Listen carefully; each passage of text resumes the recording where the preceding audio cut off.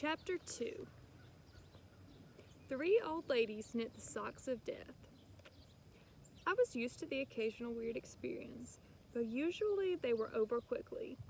This 24/7 hallucination was more than I could handle. For the rest of the school year, the entire campus seemed to be playing some kind of trick on me. The students acted as if they were completely and totally convinced that Miss Keir, a perky, blonde woman whom I'd never seen in my life until she got on our bus at the end of the field trip, had been our pre-algebra teacher since Christmas. Every so often, I would spring a Miss Dodds reference on somebody just to see if I could trip them up, but they would stare at me like I was psycho. It got so I almost believed them. Miss Dodds had never existed. Almost. But Grover couldn't fool me. When I mentioned the name Dodds to him, he would hesitate, then claim she didn't exist. But I knew he was lying. Something was going on. Something had happened at the museum. I didn't have much time to think about it during the days, but at night, visions of Miss Dodds with talons and leathery wings would wake me up in a cold sweat. The freak weather continued, which didn't help my mood. One night, a thunderstorm blew out the windows in my dorm room. A few days later, the biggest tornado ever spotted in the Houston Valley touched down only 15 miles from Yancey Academy. One of the current events we studied in social studies class was the unusual number of small planes that had gone down in sudden quarrels in the Atlantic that year. I started feeling cranky and irritable most of the time. My grades slipped from D's to F's. I got into more fights with Nancy Bobfit and her friends. I was sent out into the hallway in almost every class. Finally, when our English teacher, Mr. Nickel, asked me for the millionth time why I was too lazy to study for spelling tests, I snapped. I called him an old sot. I wasn't even sure what it meant, but it sounded good. The headmaster sent my mom a letter the following week, making it official. I would not be invited back the next year at Yancey Academy. Fine, I told myself, just fine. I was homesick. I wanted to be with my mom in our little apartment on the Upper East Side, even if I had to go to public school and put up with my obnoxious stepfather and his stupid poker parties. And yet, there were things I'd miss at Yancey. The view of the woods out my dorm window, the Hudson River in the distance, the smell of pine trees. I'd miss Grover, who'd been a good friend, even if he was a little strange. I worried how he'd survive next year without me. I'd miss Latin class too, Mr. Bruner's crazy tournament days, and his faith that I could do well. As exam week got closer, Latin was the only test I studied for. I hadn't forgotten what Mr. Bruner had told me about his subject being life and death for me. I wasn't sure why, but I started to believe him. The evening before my final, I got so frustrated I threw the Cambridge Guide to Greek Mythology across my dorm room. Words had started swimming off the page, circling my head, and the letters doing 180s as if they were riding skateboards. There was no way I was going to remember the difference between Chiron and Charon, or Polydikes and Polydeuces, and conjugating those Latin verbs, forget it. I paced the room, feeling like ants were crawling around inside my shirt. I remembered Mr. Bruner's serious expression, his 1,000-year-old eyes. I will only accept the best from you, Percy Jackson. I took a deep breath. I picked up the mythology book. I'd never asked a teacher for help before. Maybe if I talked to Mr. Bruner, he could give me some pointers. At least I could apologize for the big fat F I was about to score on his exam. I didn't want to leave Yancey Academy with him thinking I hadn't tried. I walked downstairs to the faculty offices. Most of them were dark and empty, but Mr. Bruner's door was ajar, light from his window stretching across the hallway floor. I was 3 steps from the door handle when I heard voices inside the office. Mr. Bruner asked a question. A voice that was definitely Grover's said, "Worried about Percy, sir?" I froze. I'm not usually an eavesdropper, but I dare you to try not to listen if you hear your best friend talking about you to an adult. I inched closer. Alone this summer, Grover was saying. I mean, a kindly one in the school.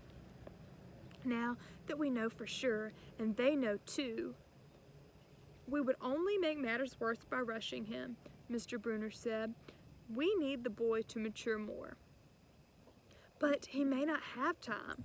The summer solstice deadline will have to be resolved without him, Grover. Let him enjoy his ignorance while he still can. Sir, he saw her, his imagination, Mr. Bruner insisted. The mist over the students and staff will be enough to convince him of that. Sir, I can't fail in my duties again.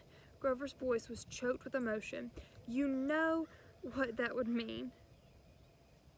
You haven't failed, Grover, Mr. Bruner said kindly. I would have seen her for what she was. Now, let's just worry about keeping Percy alive until next fall. The mythology book dropped out of his hand and hit the floor with a thud. Mr. Bruner went silent, my heart hammering. I picked up the book and backed down the hall. A shadow slid across the lighted glass of Bruner's office door. The shadow of something much taller than my wheelchair-bound teacher, holding something that looked suspiciously like an archer's bow.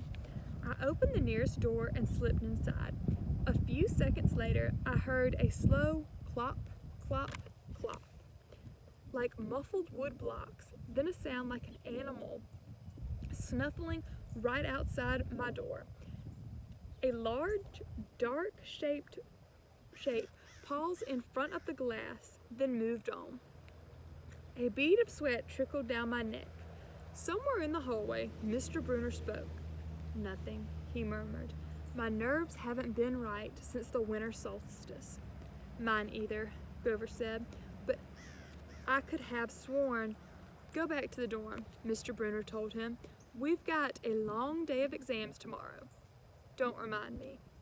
The lights went out in Mr. Bruner's office. I waited in the dark for what seemed like forever. Finally, I slipped out into the hallway and made my way back up to the dorm.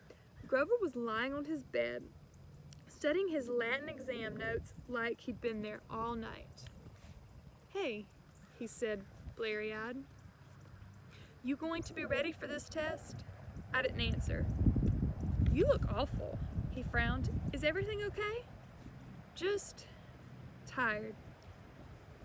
I turned so he couldn't read my expression and started getting ready for bed. I didn't understand what I'd heard downstairs. I wanted to believe I'd imagined the whole thing. But one thing was clear. Grover and Mr. Bruner were talking about me behind my back. They thought I was in some kind of danger. The next afternoon, as I was leaving the 3-hour Latin exam, my eyes swimming with all the Greek and Roman names I'd misspelled, Mr. Bruner called me back inside. For a moment, I was worried he'd found out about my eavesdropping the night before, but that didn't seem to be the problem. Percy, he said, don't be discouraged about leaving Yancey. It's for the best. His tone was kind, but the words still embarrassed me. Even though he was speaking quietly, the other kids finishing the test could hear. Nancy Bobfit smirked at me and made sarcastic little kissing motions with her lip. I mumbled, "Okay, sir. I mean," Mr. Bruner wheeled his chair back and forth like he wasn't sure what to say. "This isn't the right place for you. It was only a matter of time." My eyes stung. Here was my favorite teacher, in front of the class, telling me I couldn't handle it. After saying he believed in me all year, now he was telling me I was destined to get kicked out. "Right," I said, trembling. No, Mr. Bruner said. "Oh, confound it all. What I'm trying to say, you're not normal, Percy." "That's nothing to be—" "Thanks," I blurted. "Thanks a lot, sir, for reminding me." "Percy," but I was already gone. On the last day of the term, I shoved my clothes into my suitcase. The other guys were joking around, talking about their vacation plans. One of them was going on a hiking trip to Switzerland. Another was cruising the Caribbean for a month. They were juvenile delinquents, like me, but they were rich juvenile delinquents. Their daddies were executives or ambassadors or celebrities. I was a nobody from a family of nobodies. They asked me what I'd be doing this summer, and I told them I was going back to the city. What I didn't tell them was that I'd have to get a summer job walking dogs or selling magazine subscriptions and spend my free time worrying about where I'd go to school in the fall. "Oh," one of the guys said, "that's cool." They went back to their conversation as if I'd never existed. The only person I dreaded saying goodbye to was Grover, but as it turned out, I didn't have to. He'd booked a ticket to Manhattan on the same Greyhound as I had, so there we were, together again, heading into the city. During the whole bus ride, Grover kept glancing nervously down the aisle, watching the other passengers. It occurred to me that he'd always acted nervous and fidgety when we left Yancey, as if he'd expected something bad to happen. Before, I'd always assumed he was worried about getting teased, but there was nobody to tease him on the Greyhound. Finally, I couldn't stand it anymore. I said, "Looking for kindly ones?" Grover nearly jumped out his seat. What do you mean?" I confessed about eavesdropping on him and Mr. Bruner the night before the exam. Grover's eye twitched. "How much did you hear?" "Oh, not much." "What's the summer solstice deadline?" He winced. "Look, Percy, I was just worried for you. See? I mean, hallucinating about demon math teachers." "Grover, and I was telling Mr. Bruner that maybe you were overstressed or something, because there was no such person as Miss Dodds and—" "Grover, you're a really, really bad liar." His ears turned pink.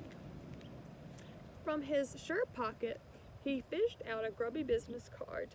"Take this, okay? In case you need me this summer." The card was a fancy script, which was murder on my dyslexic eyes, but I finally made out something like Grover Underwood, Keeper, Half-Blood Hill, Long Island, New York. "What's half—" "Don't say it aloud," he yelped. "That's my, summer address." My heart sank. Grover had a summer home. I'd never considered that his family might be as rich as the others at Yancey. "Okay," I said grimly. "So, if I want to come visit your mansion?" He nodded. Or if you need me." "Why would I need you?"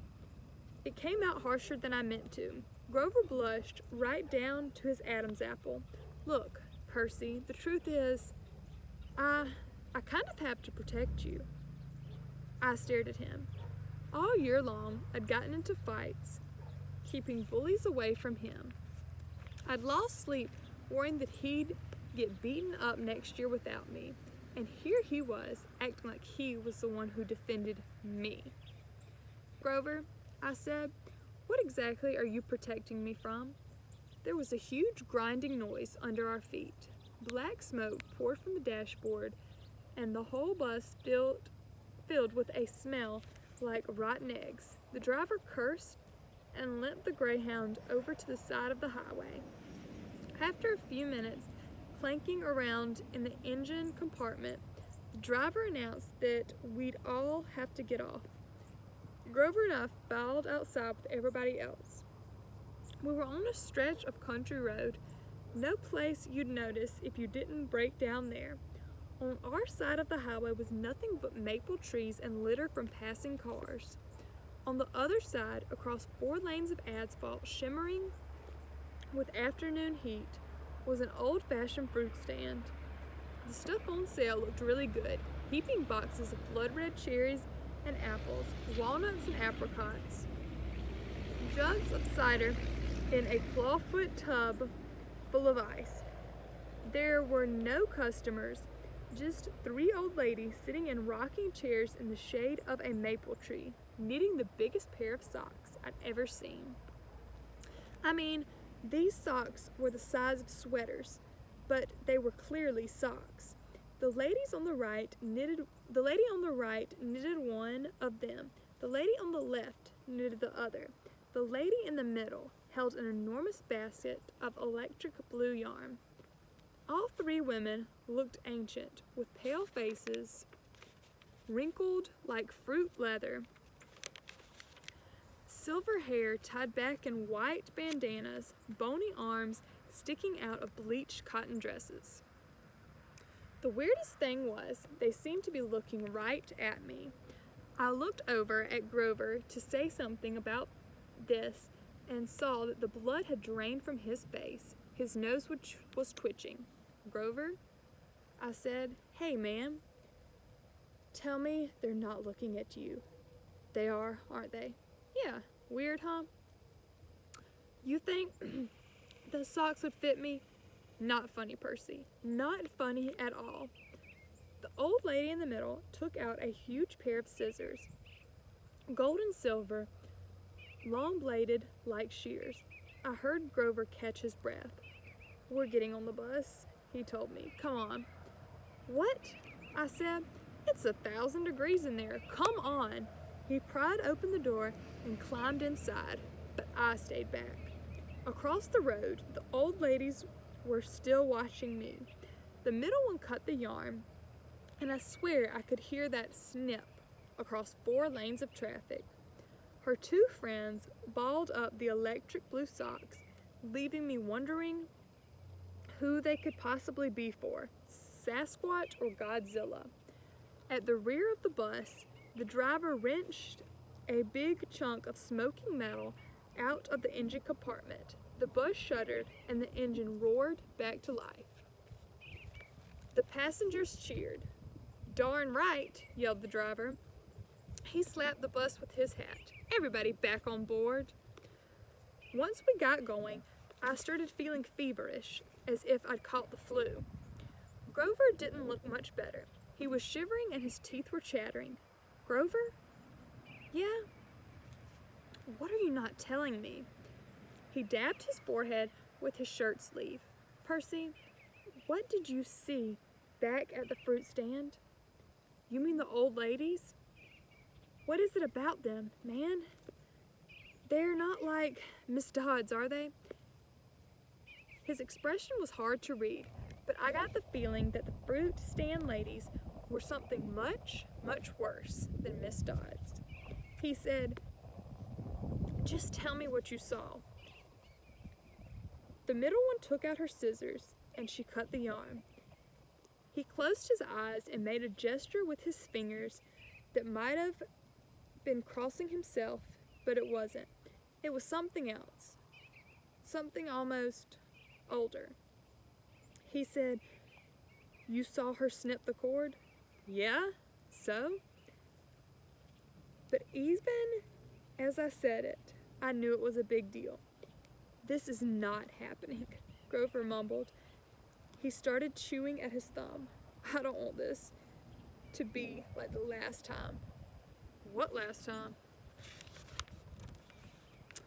"Always 6th grade. They never get past 6th." "Grover, said, because he was really starting to scare me. What are you talking about?